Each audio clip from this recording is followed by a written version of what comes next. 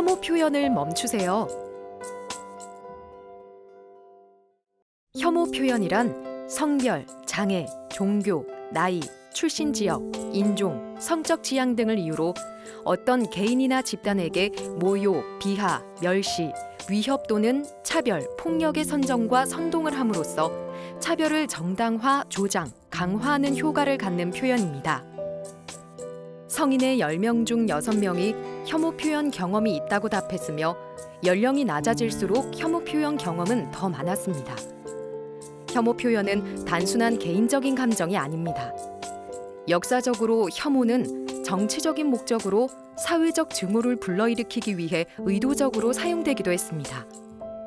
지역주의, 유교적 가부장제, 빨갱이 낙인, 사회의 급격한 양극화 현상에 따른 부정적인 갈등 등 혐오 표현은 당대의 사회 문제와 차별을 드러내고 있습니다.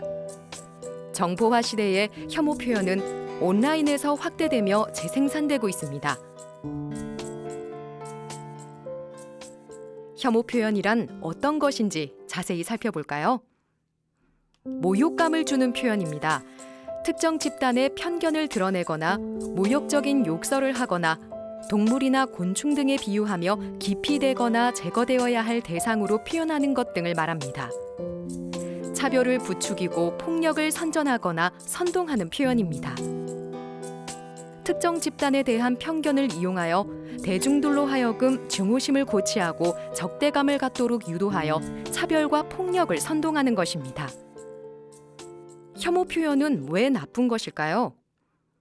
혐오 표현은 인간의 존엄성을 부정하고 개인의 인권을 침해합니다. 민주주의를 왜곡시키고 차별을 강화하고 구조화해서 사회를 분열시킵니다. 87.3%가 혐오 표현에 공감하지 않으며 위축감과 공포감을 느끼고 혐오 표현을 무시하고 회피하며 위축됩니다. 혐오 표현은 사회 갈등을 심화시키고 차별 현상을 고착화하며 소수자의 표현의 자유를 위축시킵니다. 응답자의 81.8%는 범죄로 이어질 것이라 대답했습니다.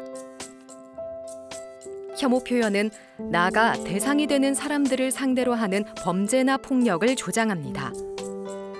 혐오 표현의 대응 방법은 크게 행위 규제와 환경 조성이 있습니다. 행위 규제에는 국가와 지자체의 형사 규제, 민사 규제, 행정 규제가 있으며 학교나 기업 등에서 스스로 대응 절차를 마련하여 실천하는 자율 규제가 있습니다. 혐오 표현, 차별과 관련된 주요 법령은 다음과 같습니다. 2019년 7월부터 모욕죄의 양형 기준에 혐오가 포함되었으나 현행법은 혐오 표현 문제에 체계적이고 포괄적으로 대처하지 못하고 있습니다. 혐오와 차별에 관한 전반적인 법령 정비가 필요한 상황입니다.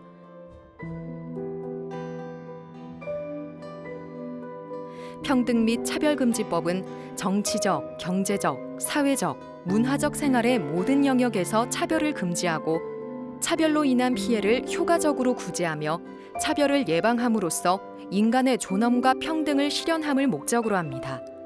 평등법이 정의하는 괴롭힘은 개인이나 집단에 대하여 적대적, 위협적 또는 모욕적 환경을 조성하는 행위, 수치심, 모욕감, 두려움 등을 야기하는 행위, 멸시, 모욕, 위협 등 부정적 관념의 표시 또는 선동 등의 혐오 표현을 하여 신체적, 정신적 고통을 주는 것을 말합니다.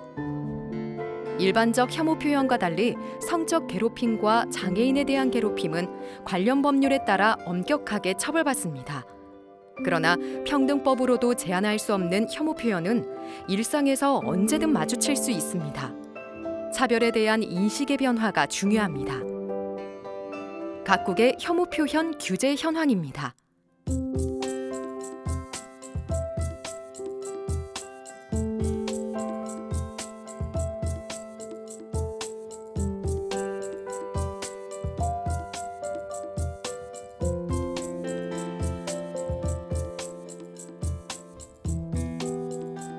환경 조성과 관련한 내용을 살펴보겠습니다.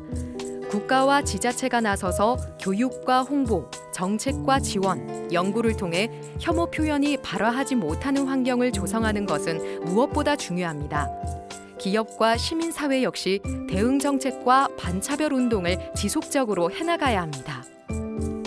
2020 차별에 대한 국민인식 조사에서는 91.1%가 코로나19의 세계적 확산 속에서 나도 언제든 혐오와 차별의 대상이 될 수 있다고 답했습니다. 혐오 표현의 근본적인 원인을 제거하기 위해서는 사회적인 대응이 필요합니다. 혐오의 대상이 되는 사람들과 연대하여 혐오와 그 해악에 맞서는 것이 중요합니다.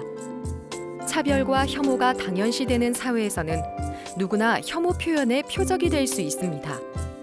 평등하고 안전한 사회를 위해 혐오 표현을 멈추어야 합니다.